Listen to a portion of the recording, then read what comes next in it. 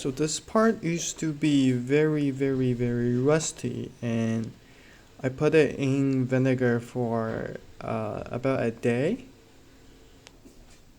And it is this part over here. It connects the two batteries so that I could supply a 3 volt. It's like a 3 volt power supply to this mouse. So before it doesn't conduct electricity to anymore because it's just too rusty. So now it turns on. Yay.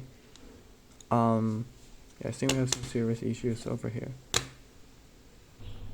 And so yeah, I think it's the batteries problem. I changed some new batteries. Actually not new, but like those two are identical, and it's just not a good idea to go with two batteries that obviously aren't the same.